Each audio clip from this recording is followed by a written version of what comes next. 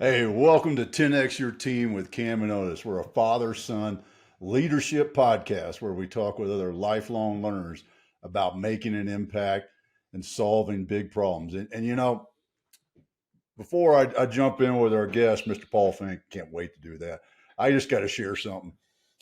Solving big problems. I've got a project down at the ranch, and I thought I took enough measurements and pictures of the project a month ago, last time I was down there, and I'm going down there this weekend, and I'm like, oh crap, is that really the right measurement? Is that what? And it just gets me thinking about those things that we put off, and when we put it off, how it can be a bigger problem because we put it off. And I don't know, Cam, have you've been doing that with rugby lately, or trying to Not putting focus? off the problem. I was gonna say that reminds me more of in my different farm days of working on a project at home or sketching out a design and then going down to the farm the next day and trying to build it with the stuff that I think I remembered was at the farm. And my advice to you is going to be if you needed one 2x4 dad, buy at least two because you're going to need extra whatever you think you're going to need for that project. Exactly. That's why I got an 18-foot trailer I'll be pulling Yes, sir. behind me. There you go. So in this same vein, though, I was thinking about this because I love a good segue. And our guest, Mr. Paul is a speaker extraordinaire and a great marketing expert. But when you're a speaker, you ain't speaking in that known spot. You're speaking someplace else. And what do you do about that, Paul? Because ooh, this is a little different sort of thing. Well, there are two comments that I have. One is when you are planning today for something that you do a month from now, one of the challenges is the wasted time that actually happens because in a month from now, you've got to review all over again what you did. So either you take really good notes so the review is really quick and concise and specific, or you've got to, one way or the other, you've got to do a review when you get closer to the project because you've already planned, but you forgot more than you planned out. Yeah, exactly. You got your review. There you go. So when I'm planning on speaking, one of the times when I review is the night before. So I'm flying in across the country to go speak. I review my speech the night before. That's absolute. And even going through it real quickly the morning of. But then one of the key components that great speakers do and others don't even realize it's important. When at all possible, I go the night before to the venue, to the room, and go up on stage. And if it's not possible, then I get there early in the morning. I do it first thing in the morning. Because what happens, every stage is different, just like every project, every time you're walking in and engaging with people, every time you end up having a meeting, you need to have a prelim in your head about what's going to happen. And the visualization of that is important. So when I stand up on that stage the night before the morning of, with nobody else in the room, I get a feel for how the energy is in the room, how the audience is, what's going to happen, where the lights are. I really get clear with what that's going to be able to be visualized as before I even end up on stage because I'm able to be there in a moment with no one else in the room. And it centers me, it grounds me. So important. Now I got to ask you this. So our good buddy Scotty Mann was telling us a very similar thing, but he took it one step further. He says, "I'm a texture guy or textile, whatever that Style, I right think. thing." Yeah, he puts his hands on the wall. He walks into the room just like you do. Gets up on the stage, and he actually he wants to feel the room. So have you ever done that? I do that. I do that by nature, and I never actually process that as part of the process. Only I will actually walk the whole room and then physically go on stage the same way I will go on stage when I am speaking stand in the same exact spot that I would stand when I'm going to give the presentation. And if possible, if there's a mic, grab the mic and be there.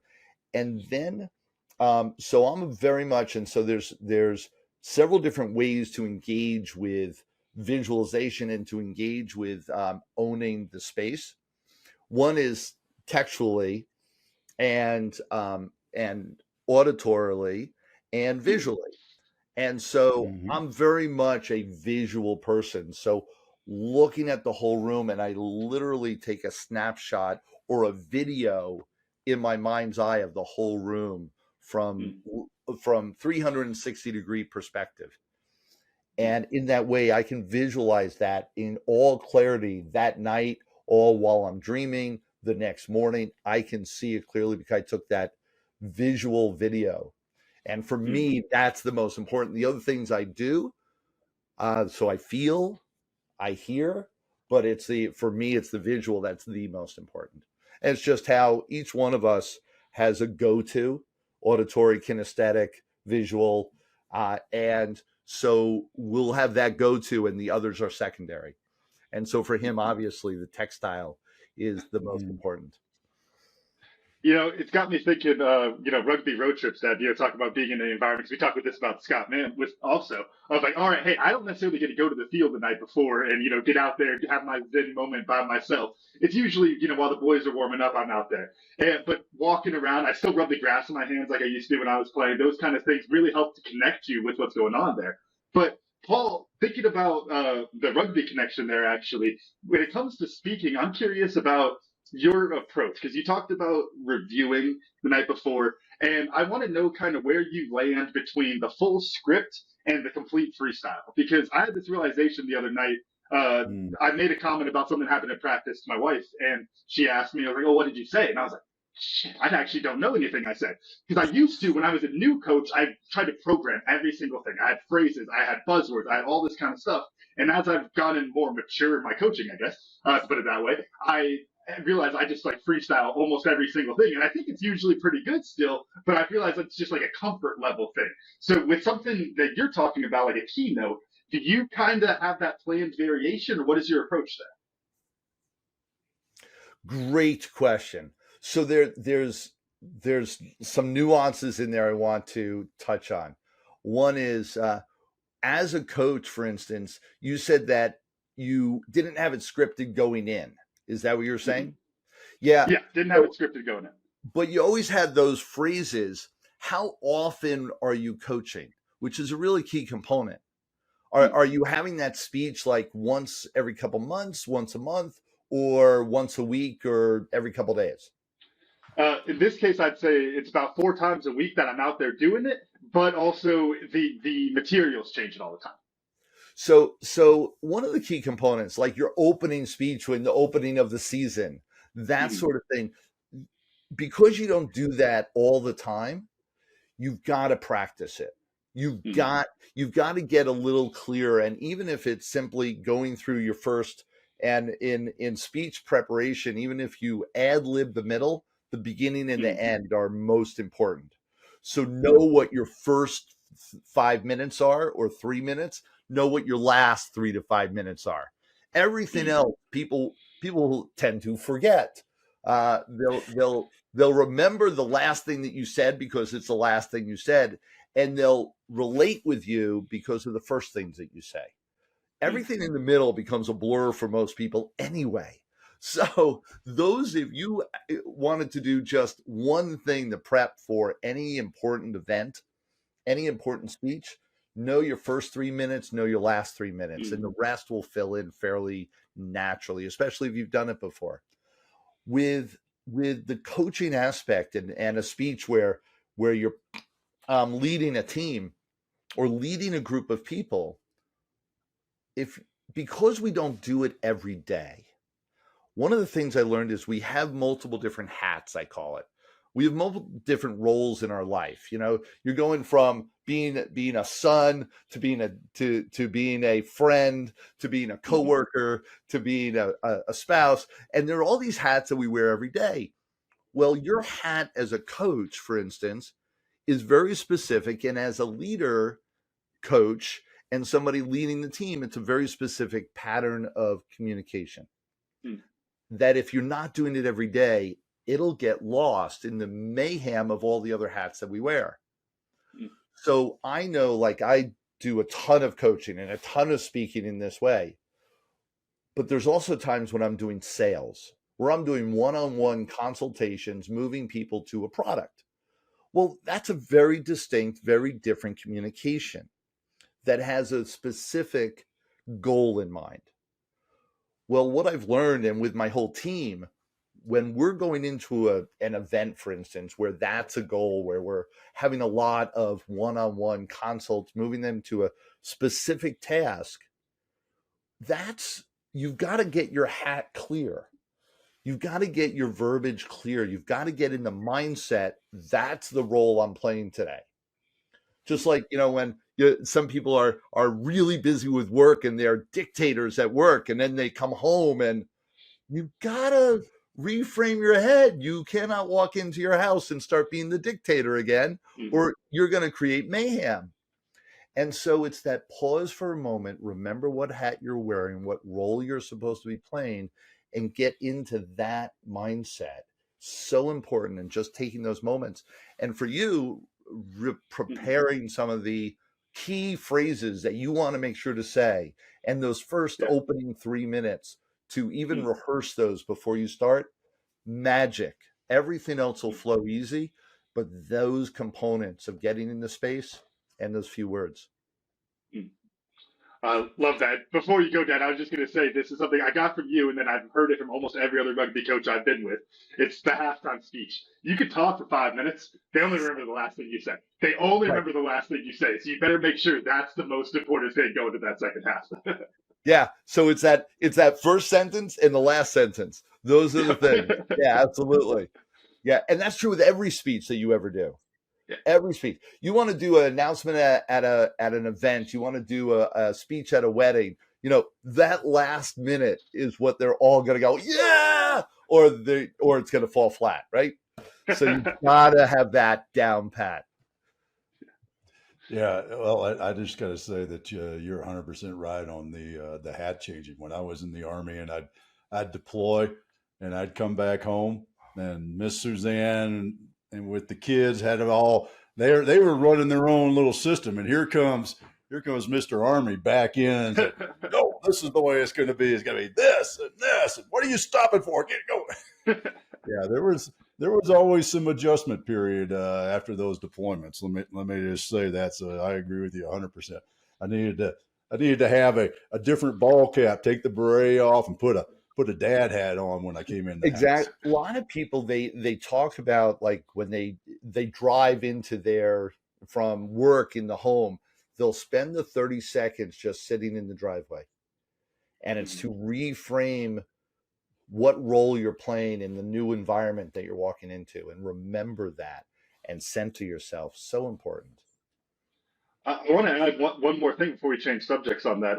Dad, I think I mentioned on one of last week's shows talking about the not Facebook, wow, Freakonomics series, talking about Secret Life of a CEO. And I'm trying to remember the Pepsi CEO's name. I want to say her last name was Nguyen. But I remember her talking about how it's like you can't be a CEO when you come home. And one of the things she mentioned was how that helps her be a better CEO, because it helps her to humble herself, change her role completely, change her perspective. And then when she switches it back on, she's actually even more primed to move forward with it.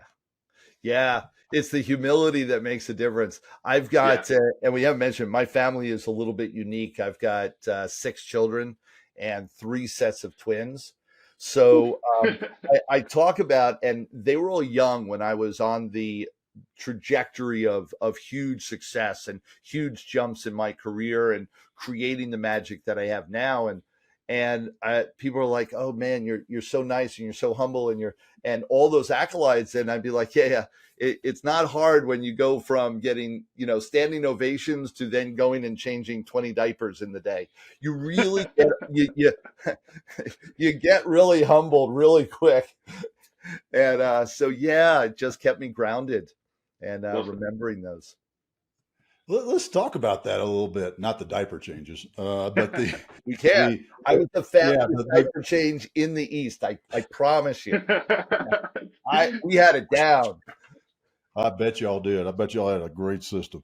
But what I'd like to for you to share with us is this growth of going from solopreneur, the guy on the stage, I'm the guy on the stage, to oh crap, I'm a business owner.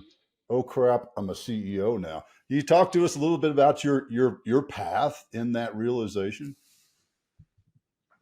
And you broke up a little bit the path of going from just Solopreneur yeah to business owner to CEO. yeah. It's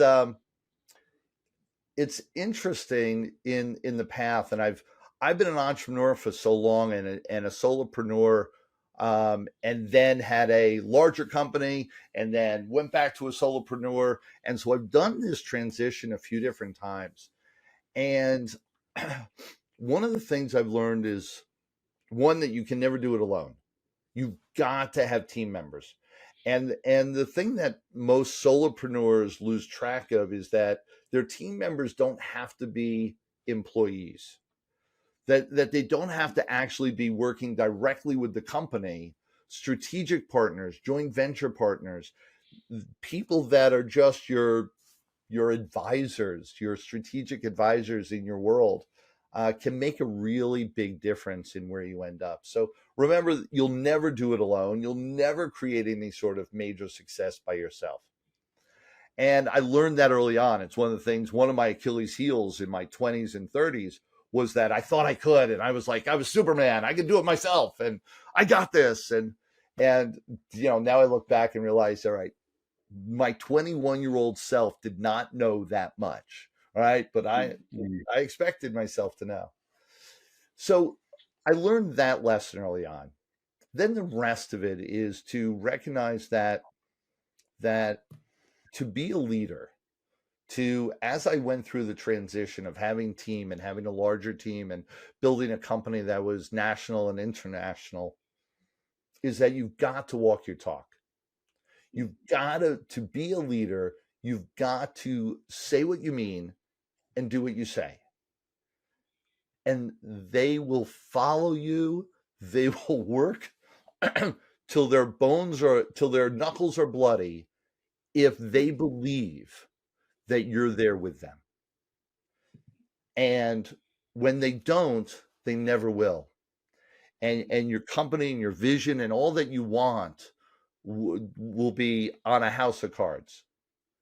So I learned early on to walk my talk, and that I never get too big to go and pick up the trash, or to manage the audio video, or to go take care of a sign, or because that little thing that might take me 10 minutes is something that everyone sees and says, oh, that's who I want to follow. He's walking his talk. He's doing the thing. He's here with us every leg of the journey. That makes a difference. And that, I remind myself of that. We talk about changing your hats and your focus. That's one of the things that I focus in on when I walk into a room with my team, when I walk into a new event that all my team is, and we do boot camps all around the world. When I walk in, when I arrive there, I remember that and say, we are all a team. It's not me and them. Really important in that. How did you go from, because this is always a puzzle piece for entrepreneurs, is putting people on payroll. I love your thought of the team, so, and you don't have to pay that's them, easy. Just hire a payroll company. Yeah. No. the putting people on payroll. So going from solopreneur to actually hiring people. Mm-hmm. A couple things that I recommend. One is that you don't have to hire. Oh, all of a sudden I went from no salaries, no payroll to $100,000 in payroll. Let's go. No, you can do it incrementally. You know, for instance, the first thing that everyone should do, if you're a solopreneur and you are already possibly overwhelmed, possibly have tasks that you know you should be delegating, possibly having a schedule that's a little bit out of control, and you already have thought, oh, you know what? Wouldn't it be nice if I had some help? You're already behind the 8 ball. You need a personal assistant. It's absolutely the number one first thing that every entrepreneur should do, and it'll set you free. And most people go, oh, I can't afford a personal assistant. Start part-time. Start somebody 3 hours a week. That's it. 3 hours a week. If you paid someone $20 an hour, let's just go way out there. And most of the time, I can advise you on how to get personal assistants or a virtual assistant for, $7 an hour. But let's just say $20 an hour, 3 hours a week. That's $80. All right. Right? No, $60. Sorry. Math is my second language. Math, that's all right. So $60 an hour, just 3 hours a week. Could you afford $60 a week? However, let me ask you something. If you had a free afternoon every week where you just blow off and do nothing, go to the park and just look at the sun, like, would that change your world?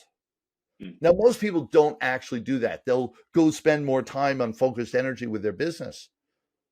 But what if it's just taking your significant other out to lunch? That's it.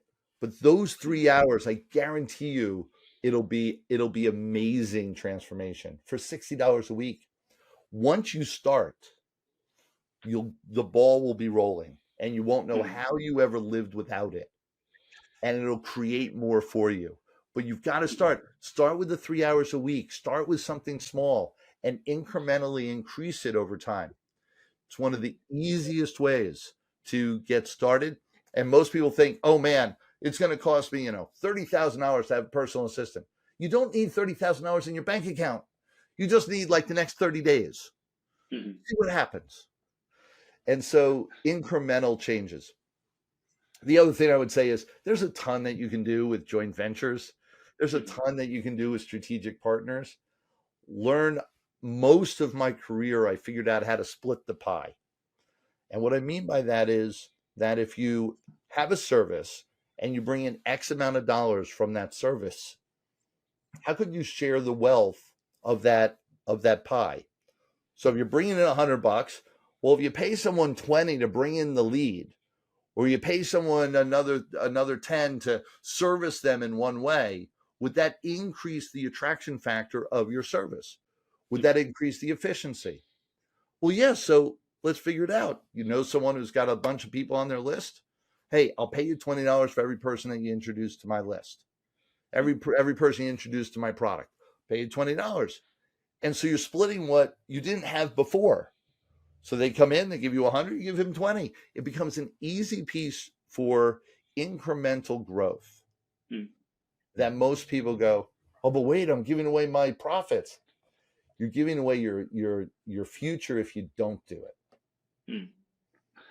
I love that.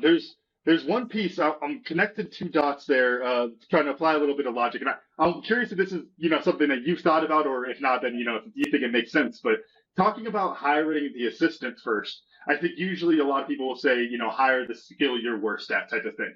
And when you started talking about the assistant, the logic I was going was like, well, one of the great skills we have as entrepreneurs is that I like to joke because I was a C+ student that it's like, well, we're the C+ student. I can figure out all this crap. I'm not going to be the best at it, but I can figure it out.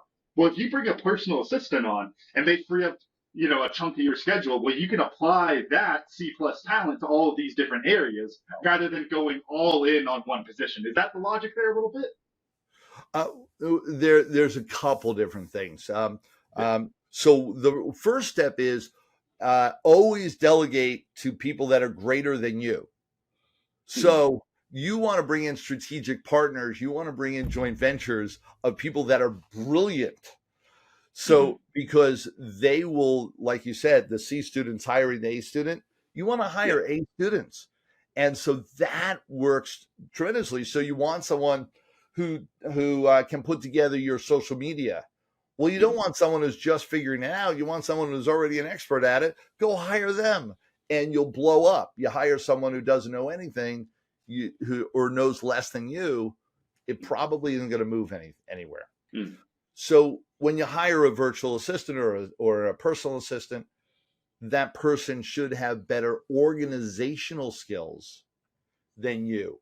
Gotcha. To help organize you, who's got, mayhem going on, constantly creating tidal waves and whirlwind of activity. You want someone that'll organize you.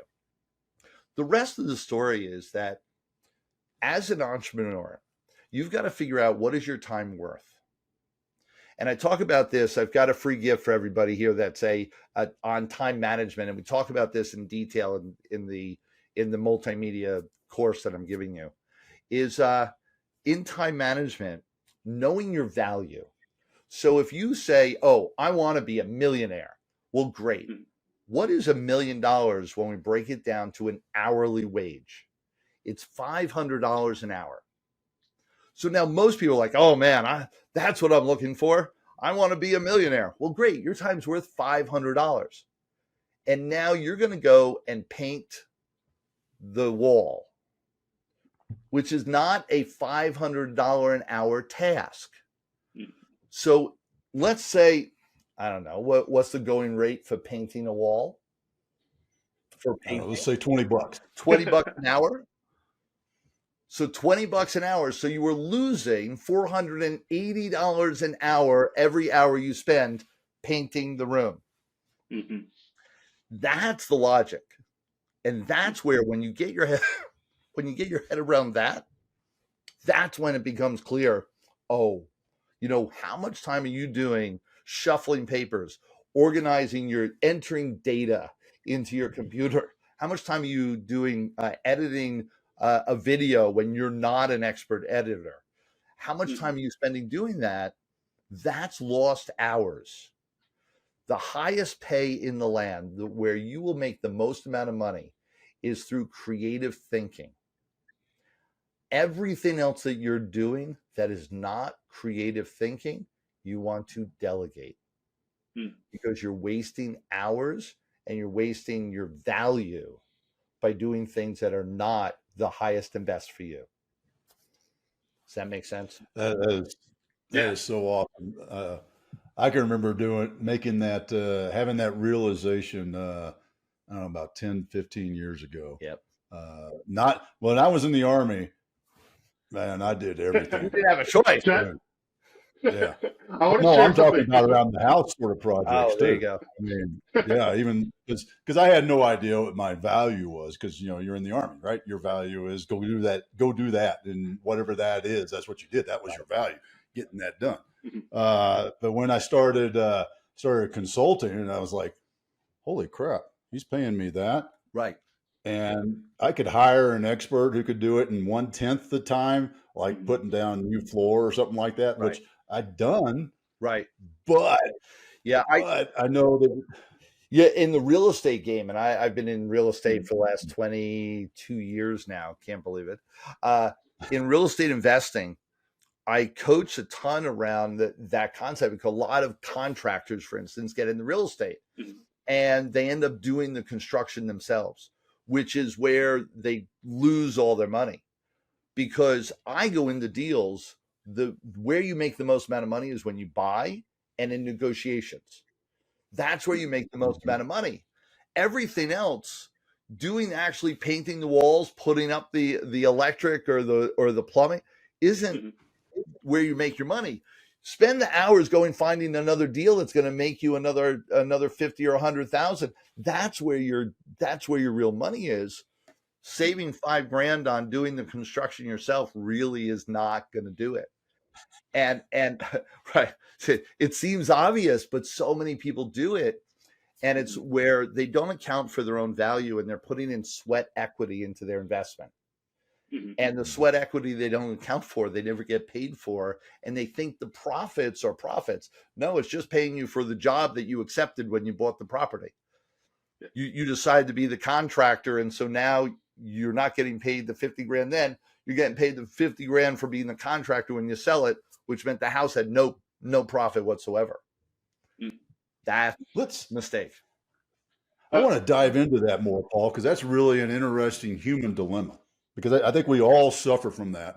In that, I mean, I kind of joked about doing some things around the house and stuff like that, and I've made a bit of a switch, but we all still feel like, and I also think this is here's another example of it in a different space, is volunteering, and how people will say, well, I can't afford to give you $20, but I'll spend Saturday afternoon, shoveling the snow off of the little granny's house, whereas that $20 or that $100 would have paid somebody to do it, sort of thing. Right.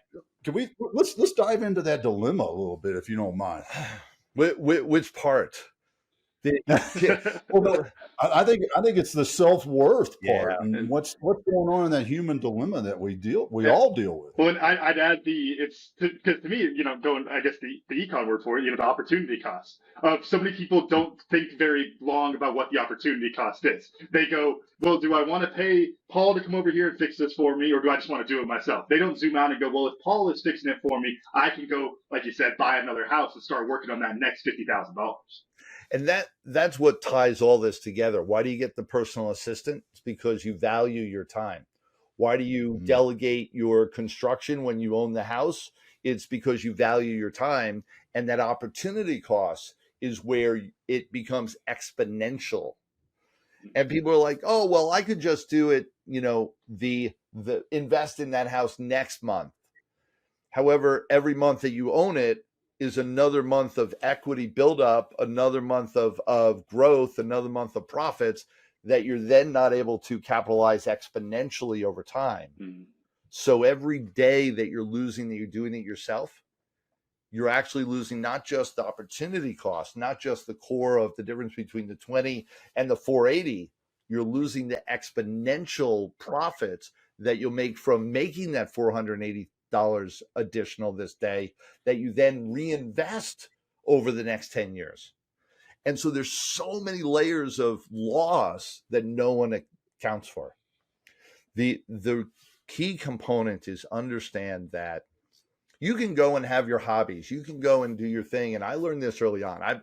I've been in this arena for a long time, 36 years as an entrepreneur. Right out of college, I went straight commission sales and never looked back. I had my first distribution company by the time I was 12 months out of college. So by the time I was 22, I had my first distribution company already set. I learned longer, like even in my 20s, my wife was ready to buy me a electric lawnmower, and one of those driving lawnmowers that I was able to sit on and do the yard. We had a large yard, and I got really upset. I was like, there's no way I'm doing the yard. That's not what I enjoy. If I wanted to do yard work, I could go do it on again, off again, and just enjoy it. But to have a commitment of every week to 10 days being out there doing the yard work, it's not my thing. It never was. I like talking on here and business and doing all that. And so she knew that. I was like, so that's not a really good idea. Put me to work for an extra hour and we'll easily pay for the yard guy. That's the key. And how do you elevate your standard of living? Being really clear with what your skill sets are, what you enjoy to do, who you want to be, and create congruency and alignment with all that. And that's where most people don't look at their life in a strategic plan. They look at their life in bite-sized pieces or in little compartmentalized component parts of a whole. Never really look at the whole thing. And when I looked at the whole thing, it's like, no, you buy me the lawnmower, I'm going to be out there every 10 days mowing the lawn. But that's not what I really love to do. So why would I commit to doing that long term rather than just paying someone and making sure that my value in the business sense created that income so then I can enjoy my Saturdays in a different way, a way that I would like. And so those components and just knowing that created a lifestyle that was, for me, so much more preferred. And whether you agree with that you can make the decision on your own. You can decide, oh, that's what I really love to do. But Yeah. knowing that and deciding that clearly is the key. Okay, Kevin. Yeah, I think that's huge. And what I love is you talking about like zooming out to like the strategic level on that. And because what that reminds me of, and I was going to say this a little bit ago, but we got off a little bit. So I'm glad we came back around. It works out that way for something good, I guess. But it makes me think back to one of my first entrepreneurial ventures down with Cobra Valley Indoor Farms up in Miami. And I was working with the SBDC. They had a workshop going. And I remember they had us do this exercise, which was trying to get to what you just did, Paul. And that was the goal. I understood that part. But the really funny thing that they did is they had you do it off your current numbers. So just a bunch of us in there, just struggling entrepreneurs, very early stage startup, doing the math of how much we're making an hour. And it's like, okay, so what are we even doing here? I think mine literally came out to like 10 cents an hour or something like that for my entire organization. It's like, okay, why am I in this job? Right. But you got to zoom out to that next level, like you're saying, Paul. I think that's such a big piece of where you're going. You know, that the millionaire, that's such a great benchmark for it. The $500 an hour, such a great benchmark. It's not about where you are now. It's about where you want to go. And so many people, when do you start thinking like a millionaire? Before or after you have the $1 million in the bank? And that's where people miss, is that they believe, oh yeah, it's easy for you to say, you've got the money, you've got the success, you've got that. I was like, no, the only reason why I'm here is because I grabbed hold of those concepts and those belief systems and that value system before it ever became self-evident. And that's key. So you start thinking and acting like a millionaire now, and then in your future, you'll have a chance to become one. You don't think like that now, you'll never become one. That's the key. And that's where that strategic plan and designing and that design that the workshop was designing to move you through, you start with the end in mind. You start with where you want to go. I want to be a millionaire. I want to be a six-figure income earner. Okay, $100 an hour. Great, got it. But you got to start with that. And so then when you shift everything else, knowing you're a $100 an hour producer, everything else becomes an obvious decision. That with that mantra in mind, that's who you are. Man, that's a great rule to live by. I want to shift gears because 36 years as an entrepreneur, I think, and 17 on stage. Is that the right math? Correct. Did I get correct? So I'm more interested in 17 years. I'm almost 2 decades, Paul. Almost. Yeah. It feels like yesterday. Really. What I'd really love for you to kind of explain to us, or just in your visualization of those 17 years, is how have things changed in that Keynote dude 17 years ago, and obviously you've changed, but in the activity of presenting a keynote and being the keynote speaker. The industry has changed. Our economy has changed. Almost every business, you want to do a strategic analysis every year. Absolutely. Every 3 to 5 years, the playing field changes. And you'd better get really clear. And we've all experienced that. Anybody that's lived a few decades knows that there are companies that didn't pay attention to the field. They didn't know the arena had shifted, and they're out of business because they didn't know to change with the times. They didn't know to change with the changing of the economy or of the feel of the industry. In the speaker world, we've gone through multiple different economic shifts in our country. I started in real estate investing in 2001, 2002. We've had a few ups, downs, sideways in the real estate game and our economy in the nation. The speaker world is a reflection of that. And so there are some rooms, I remember in 2008, 9, 10, 11, all in those years when we had an economic downturn, we had rooms of people that, if you were a speaker that traditionally had 1,000 people in a room, you had 300. If you traditionally had 300 people in a room, you had 100. You had 100 people in the room. Traditionally, you had 10. Like everything shifted. Hmm. And so knowing how to navigate, being aware that the changes happen, analyzing it, and knowing how to navigate over the years has been the guiding light to my success. For instance, if you're up on a stage, and I was getting used to, 100 people in a room, and then the economy shifted, then all of a sudden it was, I have 20 people in a room. What do you do to sustain success?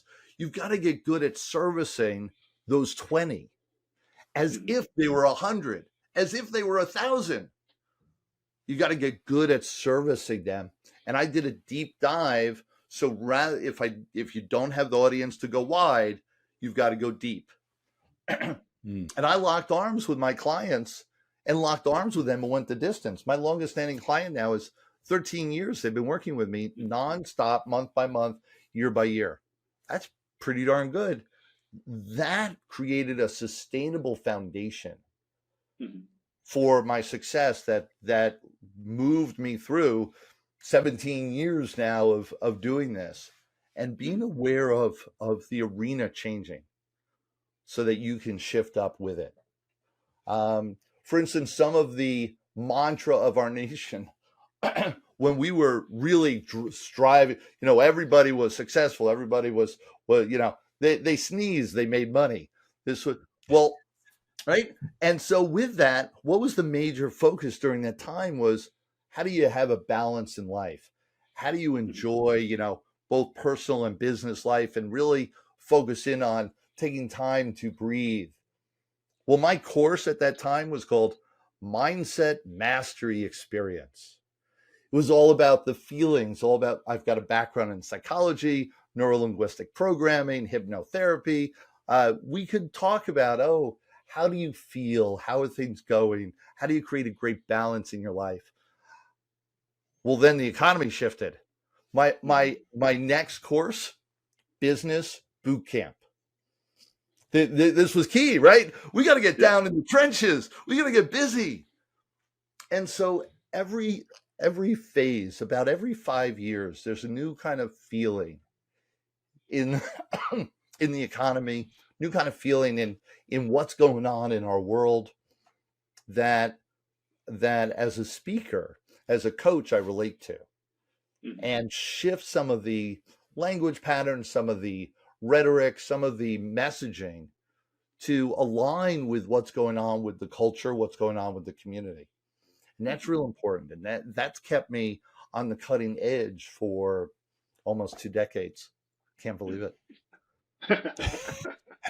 I love that. It actually reminds me of another story from my time in Miami, which I'd always talk about giving tours of the farm and, working with this nonprofit, urban farming, talking about sustainability, all this kind of stuff. And I always thought it was so funny because I'd start with sustainability and I would see how they'd react to that word. And then I would know if I want to talk about environmental sustainability or economic sustainability, just based on how they talk. Like, it's the same to me, same business model, but it's about like change. The content is the exact same, but it's like changing how you want to offer that content to folks. And I'd be curious, Paul, if you could talk a little bit about how you zooming in a little bit more about how to actually make those changes. You see the landscape changing. You look back at your content and you go, all right, how do I apply this here?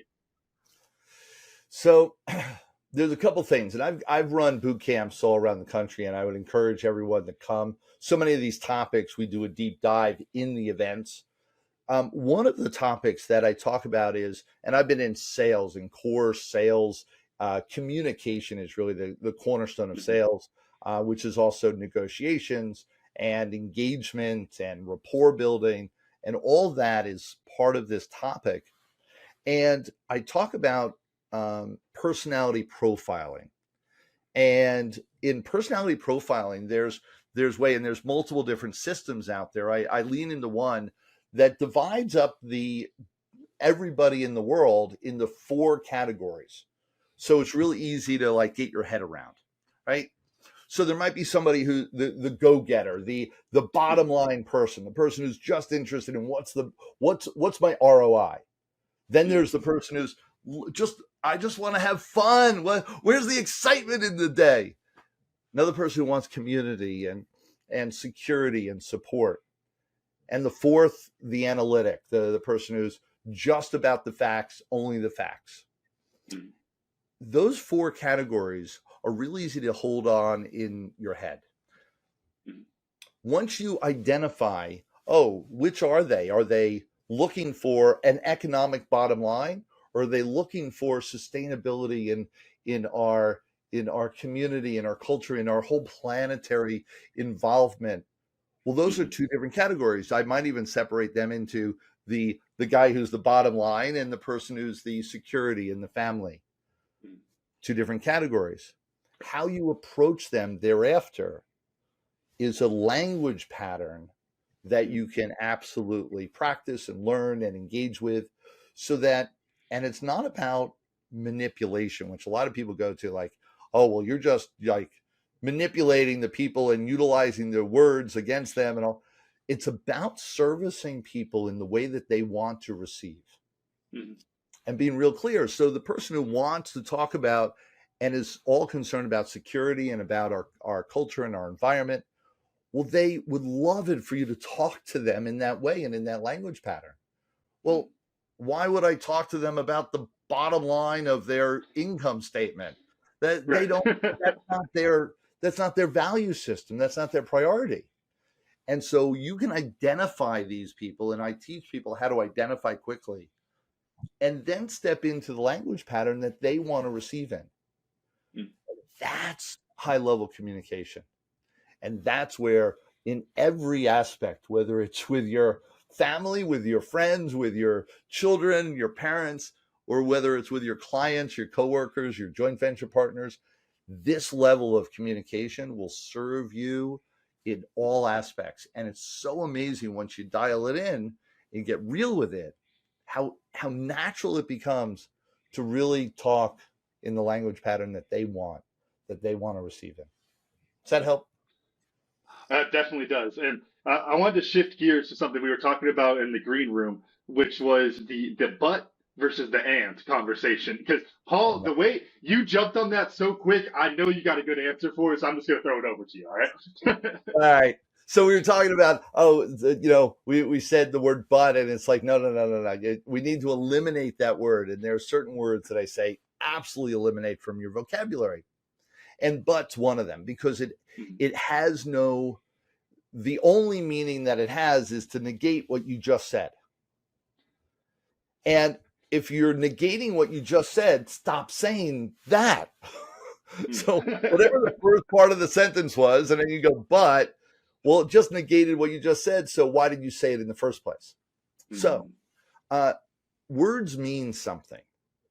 We have specific words in the English language because they specify a certain thing. And most of us either utilize them ineffectively, or we utilize them in the inappropriate space and time.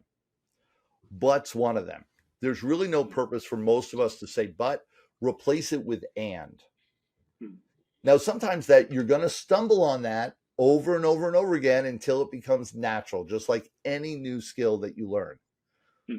Only I promise you will feel so much clearer in utilizing and versus but. Now, there are multiple other examples of that.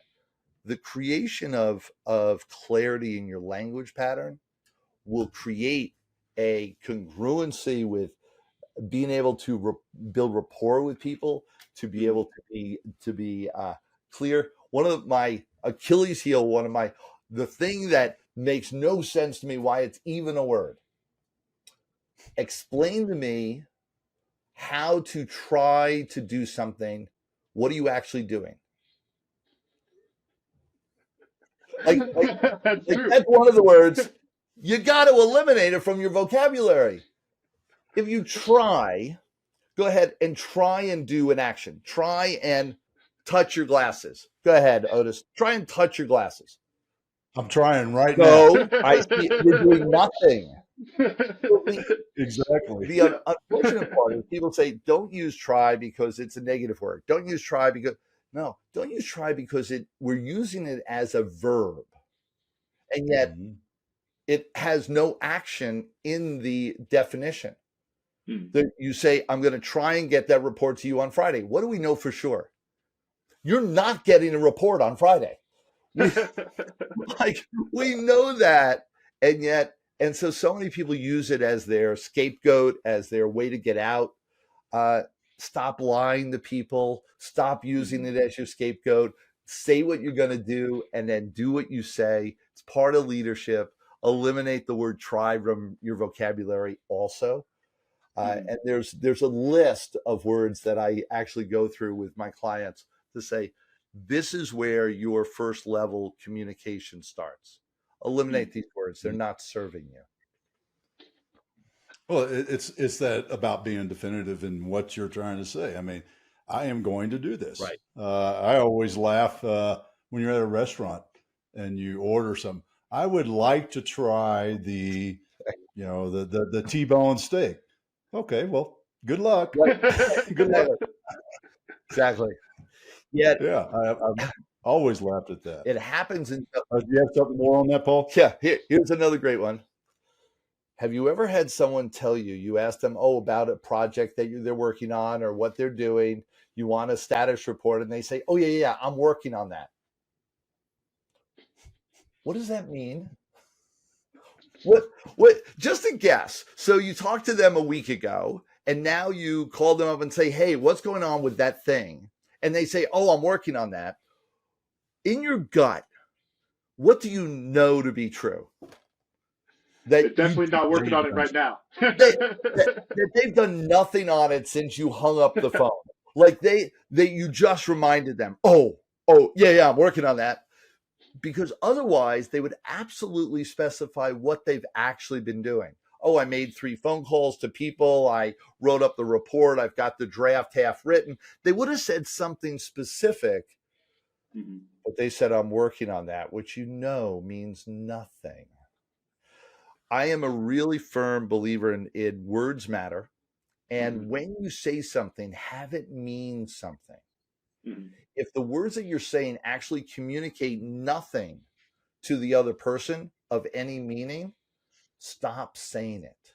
It's really simple, but it's so hard sometimes for people to get their head around that.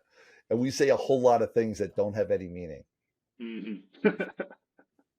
Boy, we do. We do. But I'm going to say something that has meaning right now. Here. And that is what I learned once I cleared my throat, because I want to make sure it's clear what I say. And I want to reemphasize something you said. And that is, as the entrepreneur, as the leader, as the person in charge, the business owner, you put the label on that fits you. Creative thinking is the most valuable thing you can do for your business. And if you're doing these other things that you shouldn't be doing, whether it's travel arrangements, collecting data, putting numbers into a spreadsheet or whatever, then you're not creative thinking. I catch myself doing that all the time. I'm easy. I'm emphasizing it, foot stomping it, putting it in my pocket, not just for you all out there listening and watching, but for me too, because it's so important. It's a great reminder. You're here. So, Camden, how about you? What'd you learn? Yeah, I think, Paul, you said this of like split the pie. And you're talking about bringing in the new pie and then you're splitting among people. You're still getting a new piece of pie. And I really love that. It reminds me of the conversation that we did a special on this, that study around MBAs of increasing profit margins, but they were shrinking the entire pie was basically the game plan. And it's like, no, you get the idea behind businesses to grow the pie. That's how you make your slice bigger. And Paul, that's a great way of putting it, is to bring in the new pie. That's the best way to grow the pie. Here. Yeah. I always say I can go out and plant more apples if you want more apple pie, right? Paul, how about you, man? What'd you learn? One of the interesting things that Cam said about comparing everything that we do to what he does on the field in rugby, and all of this is about how we do anything is how we do everything. And understanding that concept, that these principles are not just, and it was a great reminder, not just for business or not just for real estate they're for our whole life. And it transcends any one thing. You want to be great at what you do. You want to be your fullest potential. You want to create yourself to be more every day and really grow. Recognize that these lessons apply to everything in your life. And it was a great reminder when you said, oh, I feel the grass. And I remember doing that way back when I was lead in soccer and played in my high school and college years, and remember doing the same thing and feeling the goalpost and that to really experience all these things fully. Great reminder. I want to add on to that of just like talking about greatness in general, Paul. The greatness transcends whatever category you're talking about. If you're really interested in being great at whatever you're doing, you need to look at people who are great in other categories because they got some insights. Like talking leadership, you want to talk leadership, you better be reading some military books. You better be looking at Ernest Shackleton. You better be looking at Tom Brady. Like there's so many different people in all these different areas that you got to latch onto if you really want to learn how to be great. Yeah, no question. You mentioned Tom Brady, and I always look at like the Super Bowl and all the great, when you're looking at great athletes, look at the best of the best and watch them compete. Oh my gosh, I learn every year from the Super Bowl on what leadership looks like. It's really amazing. That alone is always a great example for me, and I bring a lesson out of it every year because it is. You're talking about people that have reached the highest in their field. That's something to watch. Oh yeah. There it is. There it is. Paul, how do folks find you, learn what you got going on, follow you, and really get in contact with you? The easiest way, maverickoffer.com, maverickoffer.com. And at that URL, you're going to find two things. One is you're going to find a great multimedia ebook that I put together that has all about time management. And from all angles, all aspects, so you really get clear with your time. It's one of the things that we only have a limited resource on, and that you want to get clear with how you're utilizing your time, how you value it. This will give you all the different lessons in doing that. Second is that it also gives you an opportunity to talk to me. You can schedule time right in my calendar to schedule a consult. This is a true consult and truly with me. I don't delegate this. This is my enjoyment. This is my passion project, if you will, is to help entrepreneurs all around the world grow and develop and create and be more of what they want. And in that call, we truly get into the weeds about what is it that you want and what are some of the next steps to get there. That's what the consult's all about. Awesome, man. I appreciate you sharing that with us, and I really appreciate your time with us today. Thanks for being here, Paul. It's been an absolute pleasure. Thank you so much, guys. Absolutely. It would be a pleasure to talk to all of the audience that's here again and to continue. Thank you so much for your time. Camden, run us out. All right. Thank you all for listening to today's episode of 10X Your Team with Cam and Otis. And a special thanks to our guest, Paul Finck, for joining us today. Remember, you can watch full episodes of the show on YouTube at 10X Your Team. And if you enjoyed today's episode, please make sure to pass along to other lifelong learners in your tribe so they can enjoy it too. Follow us on Facebook, Instagram, and LinkedIn. As always, the full archive of episodes is available at www.10xyourteam.net. Thanks again. We'll see you all next time.